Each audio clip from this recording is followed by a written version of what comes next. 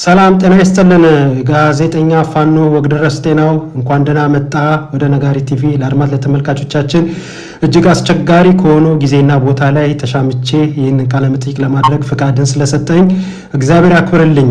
ጋዜጠኛ ወግደረስ ጤናው ጤና ይስጥልን። ይድኔ እንዴት ነው ወንድሜ? ደህና ነህ ወይ? አድማጭ ተመልካቾቻችን ሰላምታ ይድረሳችሁ። በጣም አመሰግናለሁ። እኔም በነጋሪ ቲቪ ላይ ይርኔ እንግዲህ ፈልገህ በተለይ ደግሞ ሰሞኑን ለገበያ በበቃው የአማራ ፋኖ ትግል ግቡን እንዲመታ በሚለው መጽሐፌ ዙሪያ እንድንነጋገር ፈቃድ ሆኖ ይህንን መድረክ ስላበጀህ ላንተም በጣም አመሰግናለሁ። እግዚአብሔር ይስጥልኝ ወንድም አለም። እኔም እጅግ አድርጌ አመሰግናለሁ። ወደ መጽሐፎች በተለይ የአማራ ፋኖ ግቡን እንዲመታ በሚል ባቀረብከው ምክር ሐሳብና ሌሎች ጉዳዮች ላይ አንዳንድ ሐሳቦችን እናንሳ። በዚህ አጋጣሚ ይህ መጽሐፍ ብዙዎች እንዲያነቡት እኔ ከወዲሁ መጋበዝ ወዳለሁ። ምክንያቱም ለባለፉት 2 ዓመታትና ከዛ በላይ አማራው ለገባው ለህልውና ትግል ከትግሉ ጋር ተያይዞ የሚነሱ ጠንካራና ደካማ ጎኖች መታረም ስላለባቸው እንዲሁም ደግሞ ሊበረታቱ የሚገቡ ነገሮችንም አስመልክቶ ሌሎች ተያያዥ ጉዳዮችን በጥልቀት ያየና የዳሰሰ ከዛው ከትግሉ ሜዳ አቀኛና እውነተኛ መረጃዎችና ማስረጃዎችን መሰረት ያደረገ መጽሐፍ ነው። እኔ አንብቤዋለሁ፣ ሌሎችም እንዲያነቡት ጋብዛለሁ። በዚሁ አጋጣሚ እንግዲህ ይህን መጽሐፎች ላይ ያነሳቸውን ሐሳቦችን እንደው ግልጽ መሆን ስላለባቸው እንዲሁም ደግሞ መታወቅ አለባቸው ብለን የምናስባቸውን ነጥቦችን አንስተን ቆይታ የምናደርገው ወደዛ ላምራ። ከመጽሐፍ መግቢያ አካባቢ ስንጀምር የወቅት ለአማራ ህዝብ ፈረንጆች ወርቃማ ዕድል እንደሚሉት ወይ ጎልድ ኦፖርቹኒቲ ከሚሉትም የላቀ ነው ብለሃል። ይህን ስትል ምን ማለት ነው? እግዚአብሔር ይስጥልኝ። በድጋሜ እንግዲህ ይድነቃቸው ከበደ የነጋሪ ቲቪ ባለቤትና ዋና አዘጋጅ፣ እንደሚታወቀው ይህንን መጽሐፍ በእርግጥ ለአንዳንዶቹ በስጦታ መልክ አንተንም ጨምሮ አበርክቻለሁኝ። የተቀሩት ደግሞ በአማዞን ገበያ ላይ እየገዙ እያነበቡት እንደሆነ መረጃው አለኝ። ዞሮ ዞሮ ግን አንተ ጊዜ ወስደህ የመጽሐፉን አስፈላጊነት አስቀድመህ በመረዳት በጥልቀት አንብበህና መርምረህ ጉዳዩ እጅግ ተገቢና አስፈላጊ መሆኑን፣ ወቅታዊ መሆኑን፣ ለአማራ ፋኖ ትግል ግብ መምታት ትልቅ ምሰሶ መሆኑን በማመን ከማንበብም ባለፈ ማለት ነው በጉዳዩ ዙሪያ የዚህ መጽሐፍ አዘጋጅ የሆነውን አካል ጋብዘህ በጉዳዩ ላይ እንድንወያይ ይህንን መድረክ ስላበጀህ ያው በድጋሚ ላመስግንና ወደዛ ልለፍ ብዬ ነው ይድኔ። ስለዚህ እግዚአብሔር ይስጥልኝ። እንግዲህ ቀደም ብለህ እንዳነሳው መግቢያው ላይ እውነት ነው ይህ ወቅት ለአማራ ህዝብ በተለይ ያው ፈረንጆች ጎልደን ኦፖርቹኒቲ ከሚሉት በላይ ነው የሚል የተጠቀምኩት ቃል አለ፣ አረፍተ ነገር አለ።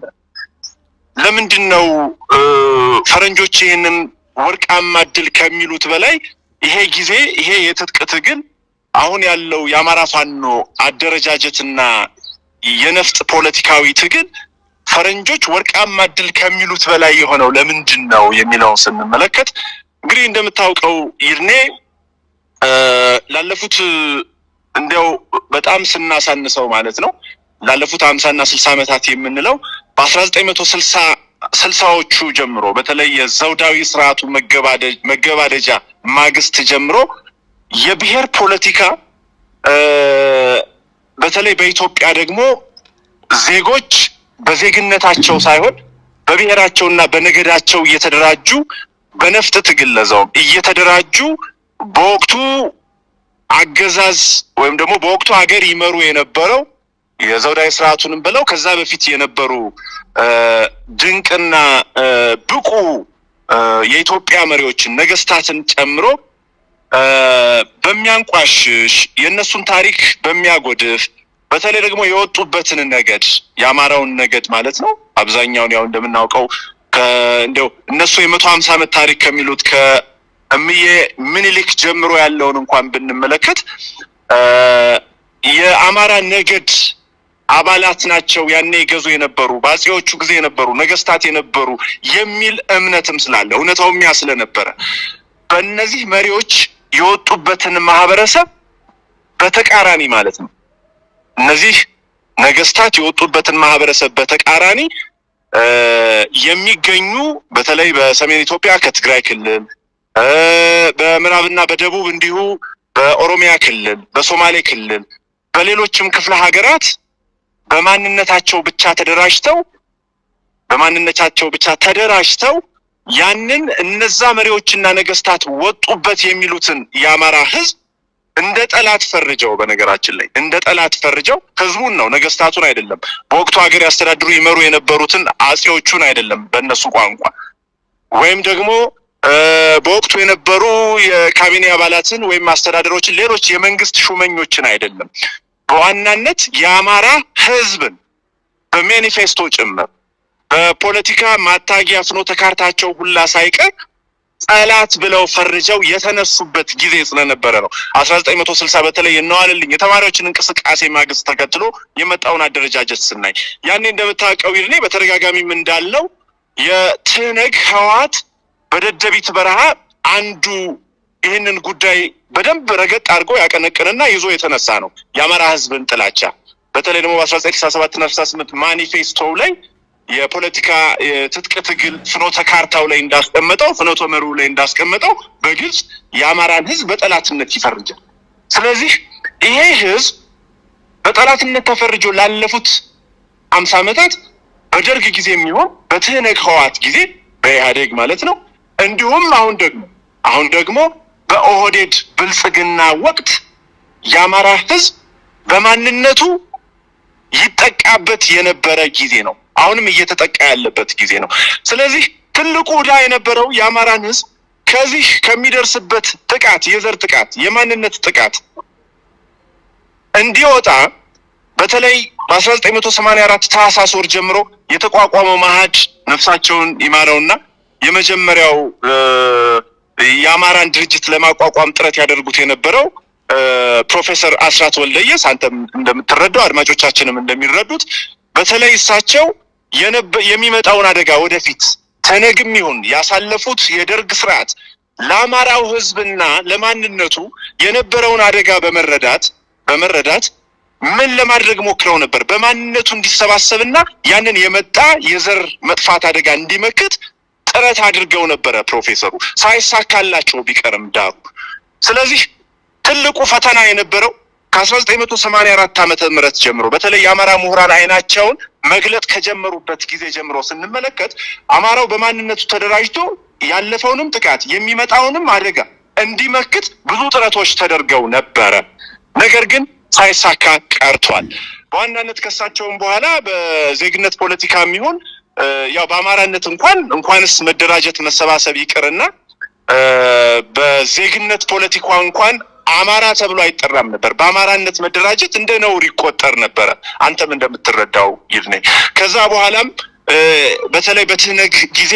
ይሄ መከራ እያደገና በጣም እየገነነ ሲመጣ በተለይ በበረሃ ወርደው የትጥቅ ትግል ማቋቋመው ለመታገል የሞከሩ አሉ ለምሳሌ እንደ አዲሃን በአርበኛ ተፈሪ ካሳሁን ይመራ የነበረ ነገር ግን በኤርትራ በረሃዎች የነበረ ነው ከ2003 ጀምሮ አማራው መፍትሄ ሲያጣ አማራጭ ሲያጣ በማንነቱ እንዳይደራጅ ሲደረግ የነፍጥ ትግልን ሰላማዊ ትግል አማራጭ ሲያጡ ራሱን ከሚደርስበት መከራ ለመታደግ በሚል ወደ ኤሪትሪያ በረሃ ከዘለቁ ድንቅ አማሮች መካከል ያው አዲሃንን የመሰረተው ጀግናው አርበኛ ተፈሪ ካሳሁን አንዱ ነበር ይሁን እንጂ በሰው ሀገር ስለነበረ በኤርትራ በረሃ በመሆኑ የተፈለገውን ውጤት ለማምጣት አስቸጋሪ ሆኖ ቆይቷል ስለዚህ ይሄ ሁሉ መከራ የአማራ ህዝብ ላይ ከደረሰ በኋላ ባገዛዞች ዛሬ ላይ ግን በአብይ አህመድ አገዛዝ ምን ማድረግ ጀምሯል አማራው የሚደርስበትን የዘር ጥቃት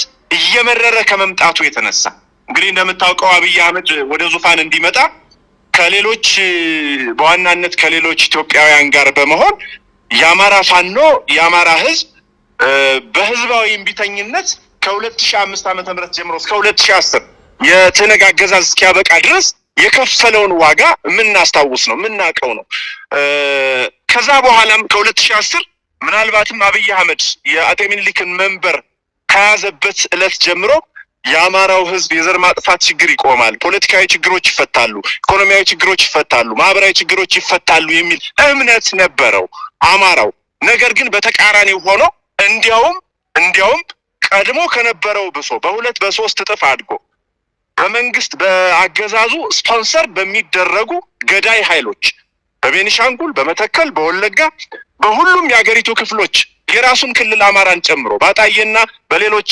አካባቢዎች ሁላ አማራው እንዲያውም ምን ሆነ የበለጠ የዘር ጥቃት አደጋ ውስጥ ገባ። ስለዚህ ይሄንን ለመከላከል በርካታ አደረጃጀቶች ተሞክረው ነበር። አማራው በማንነቱ እንዲደራጅና ከገጠመው የዘር መጥፋት አደጋ ራሱን እንዲያወጣ ከፍተኛ ጥረቶች በተለይ ይሄንን ቀድመው በተረዱ ልጆቹ፣ ምሁራን፣ ጋዜጠኞች በተደጋጋሚ ሲቀሰቀስ ነበር። በርካታ ደግሞ እዛው ሜዳው ላይ ሆነው የታሰሩ፣ የተገደሉ፣ ዋጋ የከፈሉ በርካታ የአማራ ልጆች ነበሩ። ምን እንዲመጣ የዛሬው ቀን እንዲመጣ። ለምንድነው የዛሬው ቀን እንዲመጣ የተፈለገው? ቅድም እንዳልኩ ለምንድነው ይሄ ጊዜ ጎልደን ኦፖርቹኒቲ የሆነው ለአማራው ራሱን ለመከላከል መሰባሰብ በመጀመሩ ነው። ከመሰባሰብም አልፎ ምን በመሆኑ ነው? ነፍጥ አንስቶ ሊያጠቃው የመጣን ወራሪ ኃይል ሊያጠቃው የመጣውን በአገዛዙ ስፖንሰር የተደረገ ሰራዊት መመከት መጀመሩ ነው ትልቅ ወርቃማ ድል ሊያስብለው የቻለው። እንደምታውቀው እንግዲህ ላለፉት ወደ ትጥቅ ትግል 2015 ሐምሌ ላይ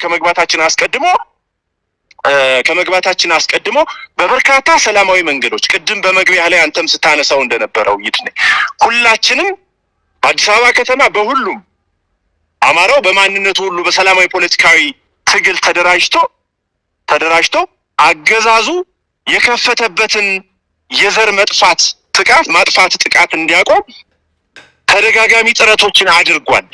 በአደባባዮች በሰላማዊ ሰልፍ በለው፣ በህዝባዊ እምቢተኝነቶች በለው፣ በሰላማዊ ፖለቲካ አደረጃጀቶች በለው፣ በህጋዊ መንገድ ሁሉ እስከ ዓለም አቀፉ ማህበረሰብ እስከ ዩናይትድ ኔሽን ድረስ የተባበሩት መንግስታት ድርጅት ተቋማት ድረስ ድምፁን ያላሰማበት ተቋም አታገኝም። ተው፣ አቁሙ፣ አትግደሉኝ፣ በማንነቴ ባቆምኩት በደምና ባጥንቴ ባጸናዋት ኢትዮጵያ እንደሌሎች ወገኖቼ እኩል ሆኜ ልኖር፣ አገዛዙ ተው የሚል ጥያቄ በተደጋጋሚ ላለፉት 6-5 ዓመታት ጥረት ሲያደርግ ነበረ። ነገር ግን ሳይሳካ ቀርቷል። አንተም እንደምትረዳው እንዲያውም አሁን የትህነግ ህወሓት የበኩር ልጅ የሆኑት አሁን አገዛዙን የሚዘውረው አብይ አህመድና ግብረ አበሮቹ በአማራው እንባና በአማራው ያትግደሉኝ ጩኸት ላይ እንደ ቸብቸቦ ቆጥረውት እንዲያውም መሳለቅ ሁሉ ገብተው ነበር። ስለዚህ በሰላማዊ መንገድ ጠየቀን።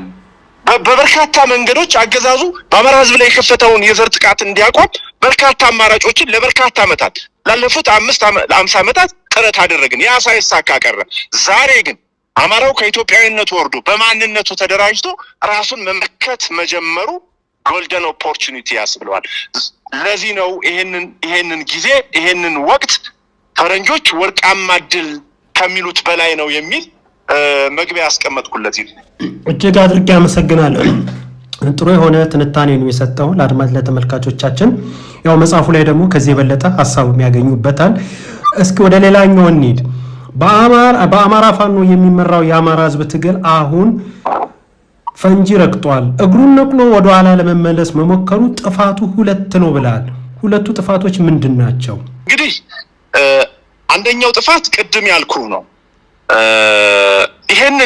ይሄንን በጣም በዋጋ የማይተመን ትልቅ እድል ማበላሸት ነው የሚሆነው፣ ወይም ወደ ኋላ መመለስ ነው የሚሆነው። አንድ ሁለተኛው ጥፋት አገዛዙ የአብይ አህመድ አገዛዝና ግብረ አበሮቹ እንዲሁም በአማራ ህዝብ ላይ የአማራን ህዝብ በጠላትነት የፈረጁ የፖለቲካ የሚሆኑ የትጥቅ አደረጃጀቶች ሁላ በኢትዮጵያ ኮንስቲትንሲ ውስጥ በአማራ ህዝብ ላይ የጀመሩትን የዘር ጥቃት እንዲያስቀጥሉት እድል መስጠት ነው። ሁለቱ ጉዳዮች እነዚህ ናቸው። ስለዚህ እንግዲህ ዛሬ ነፍጥ አንስተናል። ፖለቲካዊ የትጥቅ ትግል እያደረግን ከአገዛዙ ጋር በተለይም የሀገሪቱን ደህንነት፣ ሚዲያ፣ ኢኮኖሚ ሁሉንም ከተቆጣጠረው ኃይል ጋራ ነው ጦርነት ውስጥ የገባ ነው፣ ውጊያ ውስጥ የገባ ነው። ይሄ ደግሞ እንደሚታወቀው በተለያዩ የዓለም ሀገራት ሁሉ የዘር ማጥፋት የሚፈጸመው በተለያዩ ዜጎች በሩዋንዳም እንዳየነው፣ በጀርመን እንዳየነው፣ በሌሎች የዘር ማጥፋት የተፈጸመባቸው በኩርድ ህዝብ ላይ በለው እዚህ ዳርፉር ሰሜን ዳርፉር በለው የተፈጸሙ የዘር ማጥፋቶችን ስንመለከት አብዛኛውን በሆነ ግሩፕ ወይም በሆነ ቡድን የሚፈጸሙ አይደሉም። ሀገሪቱን በመንግስትነት በተቆጣጠረ አደረጃጀት የሚፈጸም ነው። ለምን? ታንኩን የያዘው እሱ ነው፣ ባንኩን የያዘው እሱ ነው፣ ደህንነቱን የያዘው እሱ ነው፣ ወታደሩን የሚመራው እሱ ነው። ስለዚህ የሆነን ግሩፕ ወይም የሆነን ማህበረሰብ በተናጠል ለማጥቃት መረጃውንም የተቆጣጠረው የአካል ስለሆነ የዛን መንግስት ወይም አካል ይሁንታ፣ ፈቃድ፣ በገንዘብ፣ በአደረጃጀት፣ በመረጃ ማገዝን ይፈቅዳል። ስለዚህ በኢትዮጵያም አሁን የገጠምነው ወይም ደግሞ ራሳችንን መከላከል የጀመርነው ሀገሪቱን እመራለሁ ብሎ ቀደም ብዬ ያልኩን ግብአቶች ከተቆጣጠረ አካል ጋር ነው። ስለዚህ ወደ ኋላ ተመለስን ማለት ላለፉት 50 ዓመታት አተን የነበረውን አደረጃጀት ስንጓጓለት፣ ስንደክምለት፣ ስንለፋለት በርካታ የአማራ ልጆች የዛሬው የአማራ መሰባሰብና አንድነት እንዲመጣ ዋጋ የከፈሉ ወንድሞቻችንን ደምና አጥንት የማይመጥን እንደገና ደግሞ ወደ ኋላ የሚመልስ አሁን ዛሬ ያደራጀነውን ያሰባሰብነውን አደረጃጀት የሚበትን ነው። ወደ ኋላ መመለሳችን የረገጥነውን ፈንጅ የገባንበትን ጦርነት ውጊያ ንቀን ቸል ብለን ዓላማና ግቡ ላይ ሳንደርስ መቆማችን እንዲያውም ካለፈው የባሰ ይሄንን እንወክለዋለን፣ ዛሬ እንታገልለታለን፣ የህይወት መስዋዕትነት እንከፍልለታለን፣ ነፃ እናወጣዋለን ያልነውን ህዝብ የበለጠ አራንቋ ውስጥ መክተት ነው ወደ ኋላ መመለስ የሚል ትርጓሜ ያለው ነው። ይድነኝ መልካም። የአማራ ፋኖ ላለፉት 12 ወራት የቤቱን መሰረት ግድግዳ ከፊሉን ጣራውን ማልበስ ቢሞክርም መጨረስ ግን አልቻለም። ዛሬ ላይ የተቀረውን ጣሪያ ከመክደን ይልቅ የተከደነውን ጣሪያ ለመንቀል በአገዛዙ በኩል ጥረቶች ይስተዋላሉ። ሆኖ ብለው ይህንን ባለማወቅ የሚሆን ክፍተት እንዲሰፋ የሚሰሩና አንድ የጋራ አማራዊ ቤት እንዳይሰራ እኩይ ሀሳባቸውን የሚረጩ አካላት በቃ ሊባሉ ይገባል ስትል በመጽሐፍ ላይ አስቀምጣል። እነዚህ እኩይ ተግባር አካላት እኩይ ተግባር የሚፈጽሙ አካላቶችን እንደው መግለጽ የሚቻል ከሆነ እነማን ናቸው? ይሄስ በዚህ ናል የተለፋበት 12 ወራትና ከዛ በላይ የሆነውን የቤቱን መሰረት ግድግዳና ከፊል ጣራው ማልበስ እየተሞከረ ባለበት ሁኔታ ይሄ ግን እንዳይጨረስ ለመደረጉ እነማን ናቸው በዚህ እኩይ ተግባር ላይ እየተሳተፉት ያላቸው? በተለይ አውቀው ሆነ ብለው በዋነኝነት ያገዛዙ ስርዓት ያው መሰረታዊ ጠላት ነው። ይሄን ነገር እንዳይፈጸም እንዳይከናወን የማድረግ ዋናው ተልእኮ ነው። ይሄንን ተልእኮ ግን በማወቅም ባለማወቅም እየተባበሩ አሉ ስትል ገልጻል። ይሄን ሀሳብ መግለጽ ይቻላል ትንሽ ሰፋ አድርጎ? እንግዲህ የመጀመሪያው ተዋናይ በርካታ አክተርስ አሉ እዚህ ውስጥ። የአማራ ፋኖ እንግዲህ ከ2015 ሐምሌ ወር ጀምሮ ህዝባዊ መልክ ይዞ ይህንን አገዛዝ ደጃፉ ድረስ መጥቶ የሚፈጽምበትን የዘር ማጥፋት ለመከላከል እንደ ህዝባዊ ገጽታን ተላብሶ ተነስቷል። በሂደት ግን ያው ድርጅት ማቆም ስላለብህ አንደኛው ትልቁ መሰረታዊ ነገር ከዚህ በፊትም የአማራ ህዝብ ለአደጋ ሲጋለጥ የቆየው በብሔር ፖለቲካ እሳቤ ውስጥ የአማራ የሚባለውን ነገድ ወይም ብሔር የሚወክል ሁነኛ ድርጅትና ሁነኛ ተወካዮች ባለመኖሩ እንደሆነ እናውቃለን። ያው መቼም 1981 ዓመተ ምህረት እህት ድርጅቶች ብሎ ትነግ ወደ ዙፋን ወደ አጤ ምኒልክ ዙፋን ከመምጣቱ 2 ዓመት ቀደም ብሎ አጋር አድርጎ እንደተነሳው እንደ ኢህዴን ወይም ብአዴን አይነት ፓፒት ሳይሆን እንደ ብአዴን አይነት ተገዢ ሳይሆን የአማራ በዚህ በዘር ፖለቲካ ሀሳቤ ውስጥ በነገድ አማራ የሆኑ በማንነት በዋናነት ደግሞ የአማራን ህዝብ ፖለቲካዊ፣ ኢኮኖሚያዊና ማህበራዊ ጥቅም ማስጠበቅ የሚችሉ የአማራ ህዝብ ደግሞ የደህንነት ስጋት ሲሰማው ልክ እንዳሁኑ የዘር ማጽዳት፣ ማጥፋት ወዘተ አይነት አደጋዎች ከመምጣታቸው በፊት አስቀድመው መከላከል የሚችሉ በሁነኛ ልጆቹ በተለይ እንደ ሀገር ደግሞ በኢትዮጵያ ባለው የህዝብ ቁጥርና አቅም ጀግንነት፣ ታሪክ፣ ባህል፣ እሴት፣ ወጉን በሚመጥን ልክ ማህበረሰብ ህዝቡን ወክለው በሀገሪቱ ፖለቲካ ውስጥ ፒቮታል የሆነ ሮል የሚጫወቱ ተወካዮች አልነበሩትም። እንደምታውቀው ይልኝ ይሄ ደግሞ ተወካዮች ብቻ አይደለም፣ ይህንንም ማሰባሰብ የሚችል ድርጅት አልነበረውም፣ ሁነኛ ድርጅት። ይልቁንስ አገዛዞቹ ወደ መንበር ከመጡ በኋላ ለነሱ ጉዳይ ማስፈጸሚያ ይበጃቸው ዘንዳ ለነሱ የፖለቲካ የትጥቅ ትግል በተለይ ደግሞ ጠላት ላሉት የአማራ ህዝብ ማኮሰሻና መደብደቢያ የሆኑ ዘንዳ እንደዚህ አይነት አደረጃጀቶችንና ተወካዮችን ፈጥረው እንደቆዩ እናውቃለን። ይሄ ምንም ለኢትዮጵያ ህዝብ ለአድማጭ ተመልካቹም ለአንተም ለኔም ግልጽ ነው። ሁነኛ ተወካይና ድርጅት አልነበረውም። ስለዚህ አሁን የአማራ ፋኖ የፖለቲካ ትጥቅ ትግል ከማድረጉ ጎን ለጎን የአማራን ህዝብ በኢትዮጵያ አውድ ውስጥ በኢትዮጵያ ፖለቲካ ውስጥ የሚወክል ሁነኛ ምን ያስፈልገዋል? አደረጃጀት ያስፈልገዋል የአማራ ህዝብ። ይህንን አደረጃጀት ላለፉት በተለይ 1 ዓመት ተኩል ገደማ በጫካ ያሉ ጀግና ልጆቹ አራቱም የአማራ አጽመ ርስቶች የሚገኙ ልጆቹ የህይወት መስዋዕትነት ከመክፈል ባሻገር ከመቁሰል ህይወታቸውን ከመሰዋት ባሻገር የሚከፈለውን ሁሉ መስዋዕትነት ከመክፈል ባሻገር ድርጅት ለማቆምም ጥረት እያደረጉ እንደሆነ ይታወቃል። እሙን ነው። ምንም እንኳን ይህንን ድርጅት ለመፍጠር የተለያዩ ለጊዜው እንከኖች ቢገጥሙንም እነዚህ እንከኖች እንዲገጥሙ ደግሞ እነዚህ አማራዊ አንድ የሆነ ድርጅት ማታጊያ ድርጅት አንድ የሆነ ፖለቲካዊ ድርጅት አንድ የሆነ የአማራን ህዝብ ሊወክል የሚችል ድርጅትና ተወካዮች መሪዎች ወደፊት እንዳይመጡ ሳንካ የሆኑ ግን የሉም ማለት አይደለም። ይሄንን ለማንሳት በዋናነት ከነዚህ ውስጥ አንተ ቀደም ብለህ እንዳነሳው የመጀመሪያው አገዛዙ መንበሩን ላለማጣት ትልቁን በተለይ የስሙላና ስመፋኖችን አደራጅቶ አስርጎ በማስገባት ከፍተኛ የሆነ ገንዘብ በጅቶ ማህበረሰቡን በማማረጥ ብዙ መገለጫዎች አሉት። አንደኛው አገዛዙ ነው። ለምን? መንበሩን ላለማጣት ነው። ሁለተኛው ተዋናይ በፖለቲካ ትጥቅ ትግል ተደራጅተው በተለይ ደግሞ ከዚህ ቀደም ኢትዮጵያን በአገዛዝነት ይገዙ የነበሩ አሁንም ደግሞ በየቦታው የአማራን ህዝብ ጠላት አድርገው የተቀመጡ የፖለቲካ ትጥቅ ትግል በሰላማዊ የሚሆን በትጥቅ ትግል የሚያራምዱ አደረጃጀቶች ሁለተኛው ተዋናይ እነዚህ ናቸው። እነዚህ ተዋናይ በሀገር ውስጥም በውጭም ያሉ ናቸው። እንደምናውቀው ከአረቡ ዓለም ጋር የተያያዘ በተለይ ከአማራ ህዝብ ጋር የቆየ ቂምና ጥላቻ አለብን የሚሉ አገዛዞች በኢትዮጵያ ውስጥ ደግሞ እንደ ኦነግ ራሱ ትህነግን ጨምሮ በነገራችን ላይ ትህነግ የአማራን ህዝብ 1967 ዓመተ ምህረት በቀረጸው የፖለቲካ ፍኖተ መርሁ ላይ ጠላቴ ብሎ የፈረጀበትን ሰነድ የቀየረው አይመስለኝም። መቀየር ብቻ አይደለም፣ ጠላቴ ብሎ ፈርጆ በአማራ ህዝብ ላይ ያደረሰውን መከራና በደል ዛሬ ይቅርታ ሁሉ የጠየቀም አይመስለኝም። እኔ የማውቀው ነገር የለም። ልክ እንደዛ ሁሉ ኦነግን በተመሳሳይ አገዛዙ አሁን ያለው አገዛዝ ልክ እንደዚህ ሁሉ የራሳቸውን የፖለቲካ ትጥቅ ትግል የሚያራምዱ አደረጃጀቶች ሁለተኛው ተዋናይ ናቸው። የአማራ ፋኖ አደረጃጀቶች ወደ አንድ እንዳይመጡ ከሚጎትቱ አካላት ሌላው ቅድም ያልኩ ነው።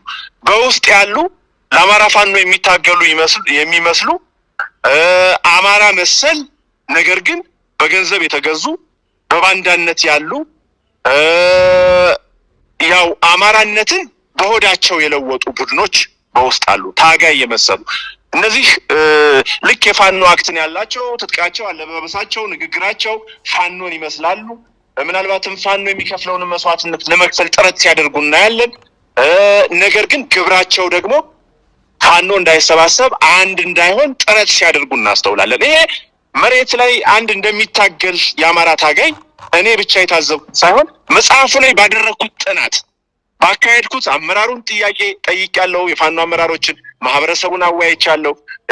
ሜዳ ላይ ውድ ህይወቱን የሚከፍለውን ፋኖን አወያይቻለሁ።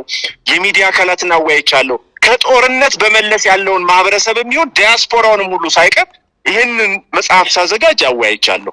ስለዚህ እነዚህ አካላት አሁን የምላቸውን አይነት ገጸ ባህሪ ተላብሰው የሚሰሩ ስመፋኖችን ጠንቅቀው ያውቋቸዋል። ስለዚህ በእነዚህ አካላትና በውጭ ሀገር ደግሞ በተለይ አማራ የሚባለው ህዝብ ወደ ስልጣን እንደው ራሱን ከጥፋት እንዳይመክትና ሀገሪቱን በበላይነት እንዳያስተዳድር እንዳይመራ የሚፈልጉ ደግሞ ታሪካዊ የምንላቸው የውጭ ሀገር ጠላቶች አሉ። የነዚህ ድምር ውጤት ነው እንግዲህ አማራ የራሱ ተወካዮችንና የራሱን አደረጃጀት ፈጥሮ በአጭር ጊዜ ውስጥ የጀመረውን ፖለቲካዊ ትጥቅ ትግል ቋጭቶ ወደ ፈለገው መንበር፣ ወደ ፈለገው ነጻነት፣ ወደ ፈለገው መንገድ እንዳይጓዝ እንከን እየሆኑ ያሉት ማለት ነው ይድነ እና በዚህ መልኩ ነው መጽሐፉ ላይ ግን በዝርዝር ያስቀምጠዋል፣ ያብራራዋል።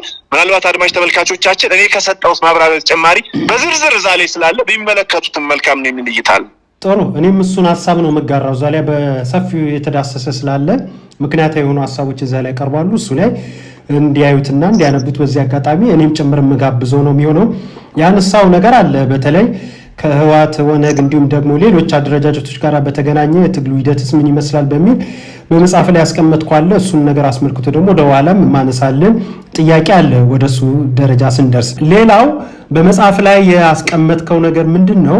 የአማራ ህዝብ የገጠመው የህልውና አደጋ በልኩ ተረድቶ የትጥቅ ትግሉን የተቀላቀለ እንዳለ ሁሉ በስማ በለው የገባው ቁጥሩ ቀላል አይደለም። በተጨማሪ የግል ጥቅም ለማካበት ትግሉ በአጭር ጊዜ ይጠናቀቃል የሚል ጽናት አልባ እሳቤ ይዞ የገባውና የትጥቅ ትግሉ የሚጠይቀውን የህይወትና የአካል መስዋዕትነትን በልኩ ያልተረዳ ወገን በልኩ ማስረዳት ያስፈልጋል ብላል። እስኪ በልኩ አስረዳ። ይሄ ነገር እንዴት ነው? እንግዲህ ቀደም ብዬ ሳነሳለህ ያው በአንድ ማህበረሰብ ውስጥ ወይም በአንድ ህዝብ ውስጥ ምናልባትም የዚህ ትግል የዚህ መከራ የአደጋው ባለቤት የአማራ ህዝብ ቢሆንም ዳሩ የአማራ ህዝብ በራሱ ሰፊው የአማራ ህዝብ ስንል አርሶ አደሩን፣ ነጋዴውን፣ ሹፌሩን፣ ፖለቲከኛውን፣ መምህሩን ሁሉንም በሁሉም የሙያ ዘርፍ ያለውን ሁሉ የሚያካትት ነው። ከልጅ እስከ አዋቂ ያለውን የሚያካትት ነው። እንግዲህ የአማራ የሆነ ሁሉ መጠሪያ ነው የአማራ ህዝብነት። ስለዚህ እንዲያው ነቅተው በቅተው የአማራ ህዝብ የሚደርስበትን የዘር መጥፋት እየተፈጸመበት ያለውን መንግስታዊ አሻጥርና ደባ እንዲሁም ወደፊት እነዚህ አገዛዞች በዚህ ህዝብ ላይ ሊያደርሱት ያሰቡትን መከራ ተረድተው አስቀድመው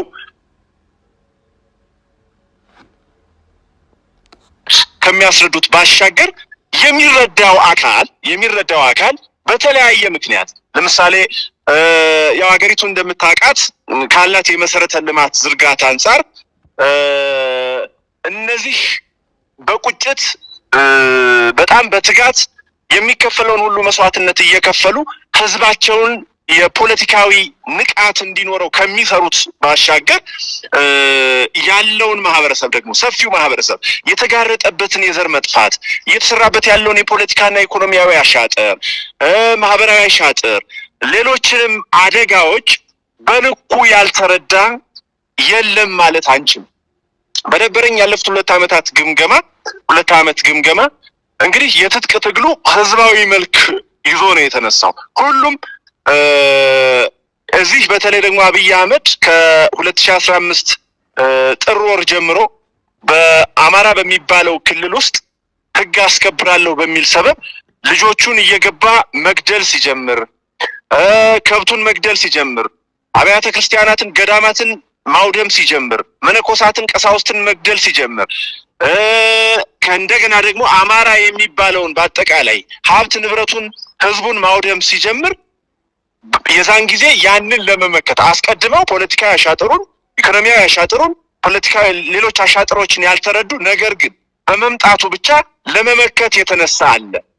ሁኔታው በፈጠረው በወቅቱ የአብይ አህመድ አገዛዝ ቅጥረኛ ወታደሮች ይፈጽሙት የነበረው ነውር አስነስቶት ያንን ለመከላከል ሲል የተነሳ የህብረተሰብ ክፍል አለ፣ የማህበረሰብ ክፍል አለ።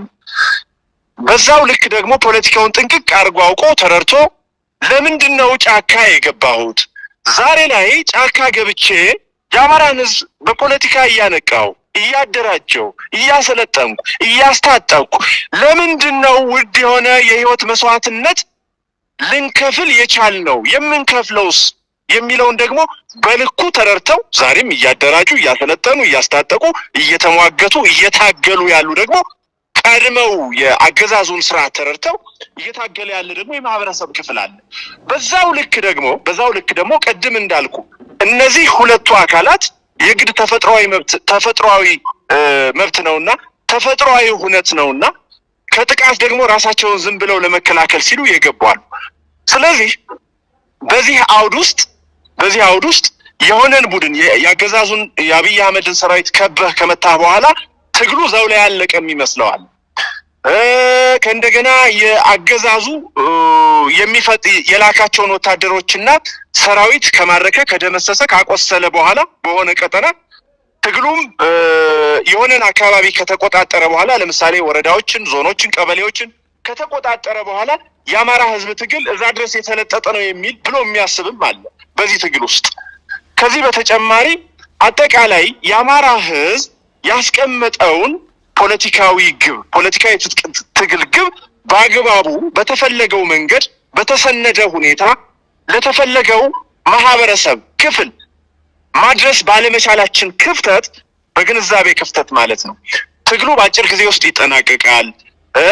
በቃ ወረዳዎችን ወይም ዞኖችን ካስለቀቅን በኋላ ከዚህ በላይ ይበቃል፣ ክልሉን ከያዝን በኋላ ከዚህ በኋላ ሶኬ እንዲናረጋለን የሚሉ እሳቢዎች ተሸክሞ የሚታገልም በመካከል አይጠፋም። ስለዚህ በዚህ ይሄንን ወጥ የሆነ ፍኖተ መርህ ያለው ፍኖተ ካርታ ያለው ድርጅቱ አንድ አማራዊ ድርጅት እና መሪ ሲፈጠርለት የሚቀረፍ ክፍተት ቢሆንም ቅሉ እስካሁን ግን ለመጣንበት ሂደት በተለይ ላለፉት 1 ዓመት ተኩል ለምናደርገው አደረጃጀትና ትግል ግን ይሄ ሳቤ እንቅፋት ሆኖ ቆይቷል። በልኩ በራሱ ምንድነው የአማራ ህዝብ 4 ኪሎ ነው የሚጓዘው ሲባል 4 ኪሎ ነው የምንጓዘው፣ 4 ኪሎ ስልጣን ለመያዝ ነው ወይ? ከስልጣን ባሻገርስ ምንድነው የምናደርገው? ወዘተ የሚሉ ጥያቄዎችን በአግባቡ ሰንዶ ለሚመለከተው ለሚታገለው የህይወት መስዋዕትነት ለሚከፍለው ወንድሞቻችን ማድረስ ባለመቻላችን ክፍተት የመጡ ችግሮች አሉ።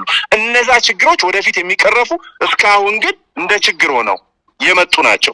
ስለዚህ እነዚህን እየቀረፍን ችግሩን እያስተካከልን መሄድ ከቻልን አንድ አማራዊ ድርጅትና መሪ ፈጥረን ወደምንፈልገው ግብ ለመድረስ እነዚህን ክፍተቶች ማስተካከል ያስፈልጋል የሚል ምልከታ የያዘ ነው። በጣም ጥሩ። እንግዲህ ብዙ ሀሳቦች ያሉበት መጽሐፍ ላይ ያው ቀደም ብዬም እንደገለጽኩት መጽሐፉ 2 ዓመት ከምናምን በላይ ኦልሞስት ወደ 3 ዓመትም ሊጠጋ ነው። ይሄ አማራዊ የህልውና ትግል ለራስ ነጻነት ለመብት ከመጥፋት ራስን ለመታደግ በሚደረገው ትግል ውስጥ እየታዩ ያሉ ጠንካራ ደካማ ጎኖች እንዲሁም ሌሎች ከዚህ ጋር ተያይዘው የሚነሱ ሀሳቦችን በዝርዝርና በጥልቀት ጥር ምጥን ባለ መልኩ የተቀመጠ መጽሐፍ ነው። በዚህ አጋጣሚ ይሄ አማራው ትግል ምን ይመስላል ለሚለው ለራሱ ለአማራው ብቻ ሳይሆን ለተቀረው ኢትዮጵያዊን ጭምር ይህን መጽሐፍ ቢያነቡ ብዙ ነገር ያተርፉበታል ብዬ ገምታለሁ። ከወዲሁም እንዲያነቡት ጋብዛለሁ። ሌላው መጽሐፍ ላይ ያስቀመጥከው ሀሳብ ደግሞ ምንድነው? ለምሳሌ የአማራ ፋኖ ትግል የአማራ ህዝብን ለህልውና አደጋ ያጋለጠውን የሐሰት ትርክት በተግባር መቀልበስ ላይ ያተኮረ መሆን አለበት።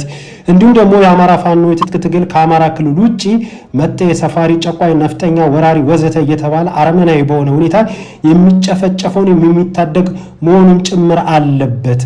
ከዚህ አንጻር የአማራ ፋኖ የትጥቅ ትግል መዳረሻው የት ነው? ጋዜጠኛው ደረስቴ ነው። በጣም አመሰግናለሁ። እንግዲህ መጽሐፉ በአራት መንገድ የአማራ ፋኖ የትጥቅ ትግል መዳረሻዎችን ያስቀምጣል። ዘርዘር አድርጎ ከበቂ ምሳሌዎች ጋራ ማስረጃና መረጃዎች ጋራ ያስቀምጣል።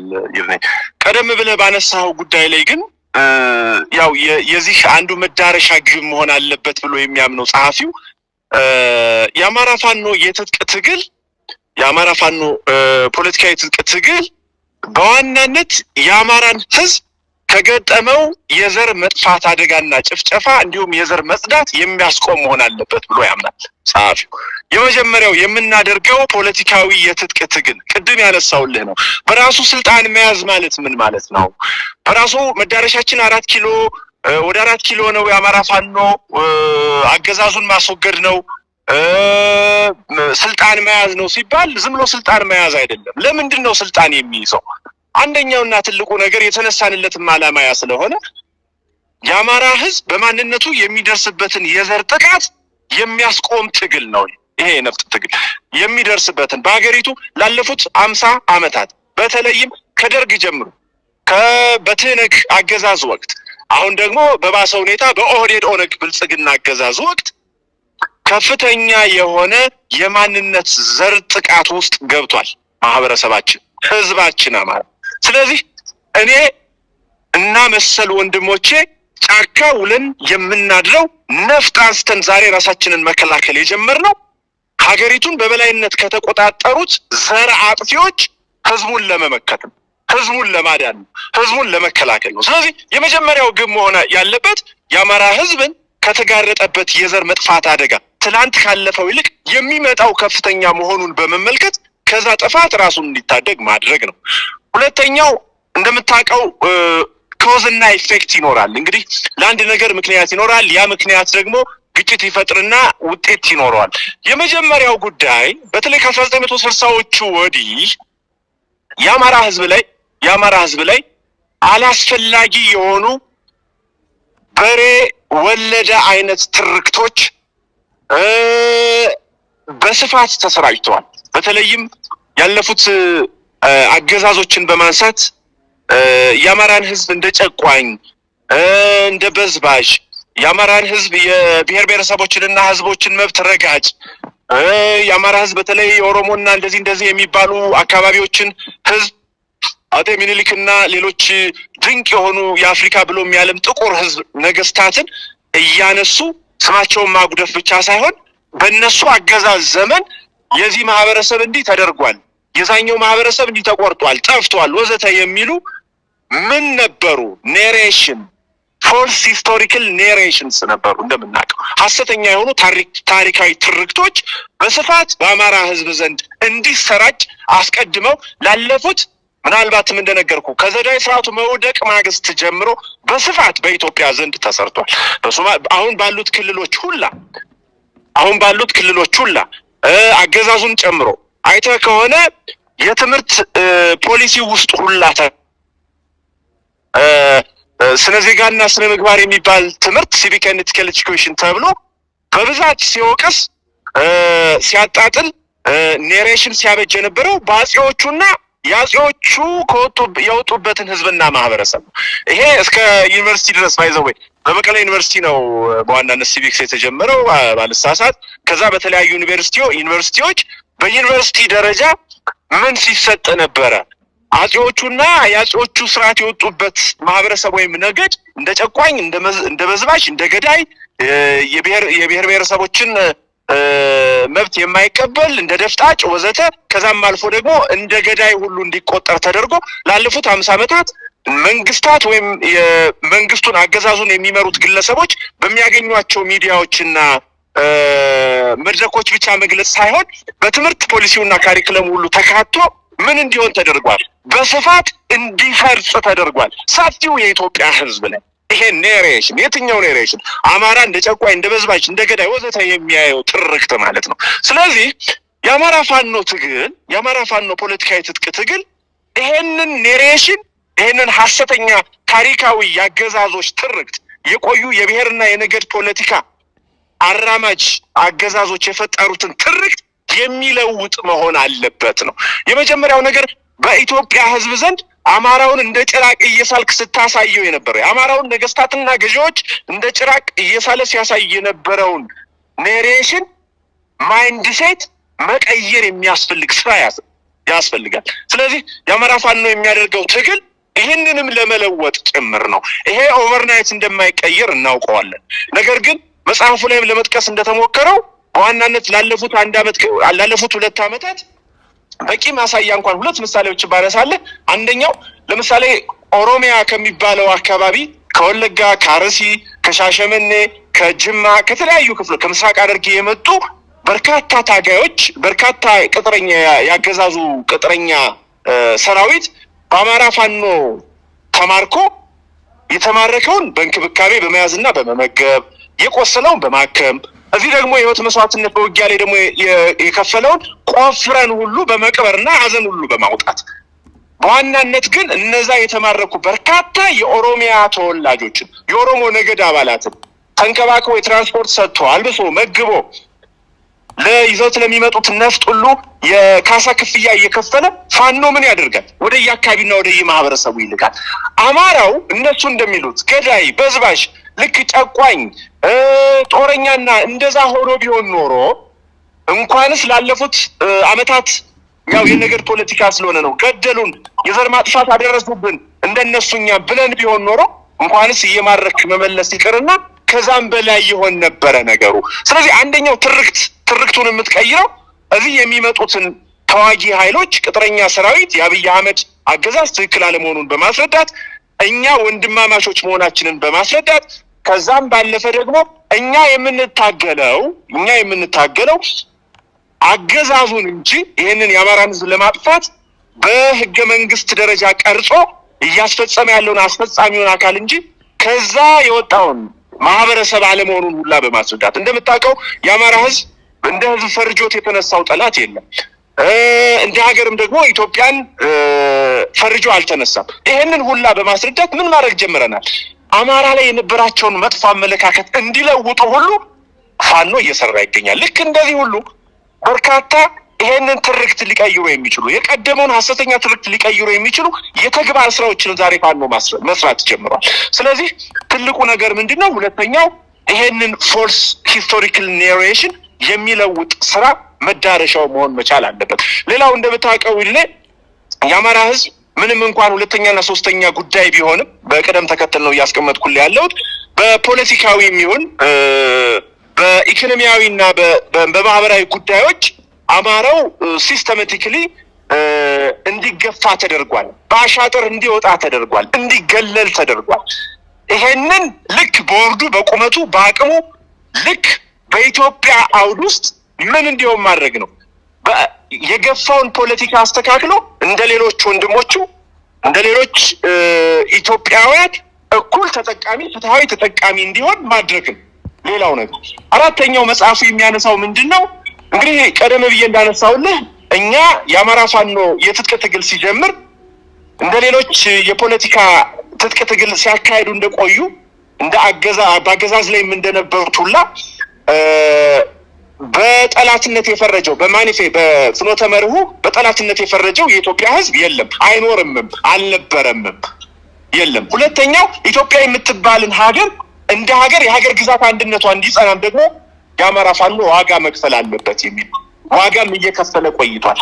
ላለፉት በርካታ ዓመታት ላለፉት በርካታ ጊዜያት አያቶቻችን፣ አባቶቻችን፣ ቀደምቶቻችን በቀደምት የኢትዮጵያ ታሪክም ይሁን በኤኒሸንት ታይምም ይሁን በመካከለኛው ታሪክም ይሁን በዘመናዊ ኢትዮጵያ ታሪክም ይሁን የሚነግረን የአማራው ህዝብ ታሪክ ኢትዮጵያ የምትባልን ሀገር ለማጽናት በርካታ ከውጭም ከሀገር ውስጥም ወራሪዎች ለማጽናት እና ለመጠበቅ እንደ ሀገር ለማቆም በርካታ የህይወት መስዋዕትነትን ደም አጥንታችንን ከስክሰናል። ልክ እንደዛ ሁሉ ፋኖ ዛሬ የሚያደርገው የትጥቅ ትግል ራሱን ከመከላከል ኔሬሽኑን ከመቀየር የተገፋውን በፖለቲካ የተገፋውን ማንነቱን ከመመለስ ባሻገር ደግሞ የሀገር ግዛት አንድነትን ማጽናት መሆን አለበት የሚል እይታ ያለው ነው።